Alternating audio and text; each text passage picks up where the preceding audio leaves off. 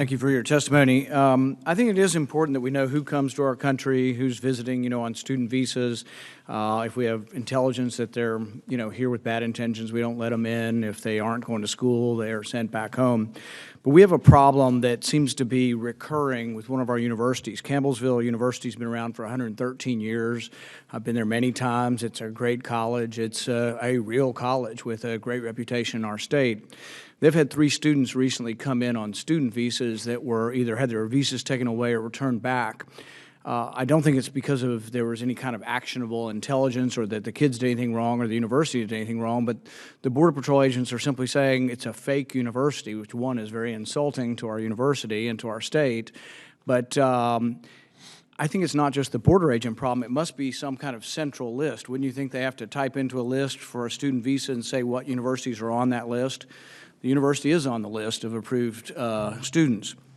The only anomaly may be that it's an online course, so some of the students are coming into other airports. So they're coming into Los Angeles, and they do part of the course in Kentucky and part of it online. But it's approved by ICE, it's approved by the government. But the problem is your officers, either it's not typed into the system correctly or whatever, but then they're insulting these students, turning them back, and insulting the university also. We sent a letter to you 63 days ago, and I think there's been some response, and I think some attempt to resolve this, but 10 days ago another student was turned back. And look, I'm all for safety, I'm all for not letting people come in here who are problems, but it doesn't sound like there was an individual problem here. There's more a systemic problem that you just don't have your list right, or your agents don't have access to the list. Do you know how it works? Does an agent type in a list to come up with the university when a student comes in from abroad?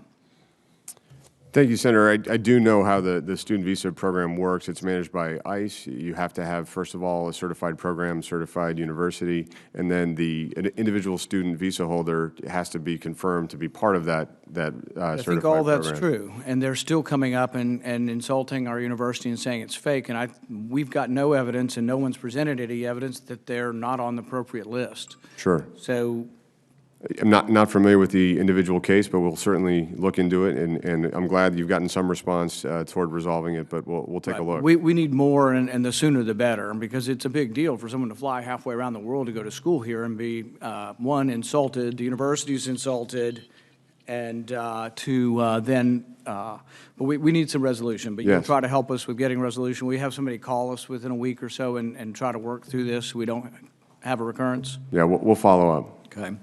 The other issue I have is one we had with the last nominee for ICE. We weren't too fond of him because of one of his statements. One of his statements was that a cell phone is just like a shipping container.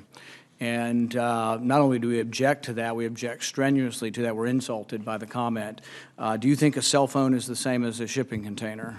So all goods that cross the border are subject to examination, but actually we have specific policy for cell phones. It is different. They have a different level of data that they can contain, and that's why we have restrictive approaches to whether we can inspect it and how we inspect it. All right. We want you to be even more restricted. We want the law changed. So Senator Wyden and I actually have a bill to require a warrant for U.S. citizens coming back home, because we think there's a great danger that if you have brown skin or a different accent or a funny last name that doesn't look so-called American, that you're going to get, all of a sudden they're going to say, give us your cell phone. And that's, you know, if you have evidence someone's calling a terrorist, you have someone that they're part of a terrorist cell, by all means, stop them, keep them, do whatever it takes. But just random American citizens coming home being asked for their password to the cell phone, we think is very intrusive without any kind of other one. We just think they look suspicious. That's not enough. And so we're still troubled by the reports we hear on this, and we're going to keep pushing the issue, but it's very important for us to convey to you that we don't think a cell phone is a shipping container. You do have the right to go through luggage and shipping containers at the border. You don't really have a right to look at my Google searches and to look at everything I've got stored on my phone, pictures, et cetera, and down that to a computer. When you're taking phones and you're getting passwords, are you downloading contents from the phone to a database?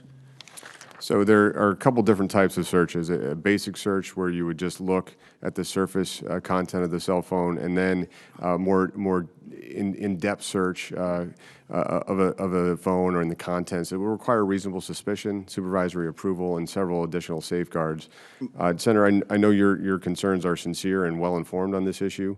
I do want to emphasize, though, that we have oversight over the selection for secondary and the selection for secondary that includes an inspection of a cell phone device.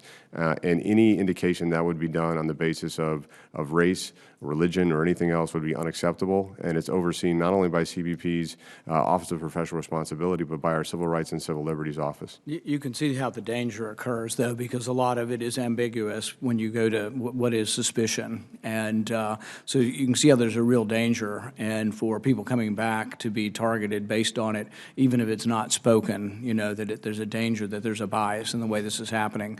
And so the regulations you have on the phone on what you do to go to a phone search, are those printed and open and available to us? Yes, we publish the policy online, and I personally worked on the update and the more stringent requirements in the policy. Okay. And it just, I know you deal from your perspective. From our perspective, there are many of us who think there actually should be a legal requirement for a judicial search, that this is not the same as looking at the luggage. And so just at least realize that there are some of us that are very concerned about this, the invasiveness of this search. Thanks.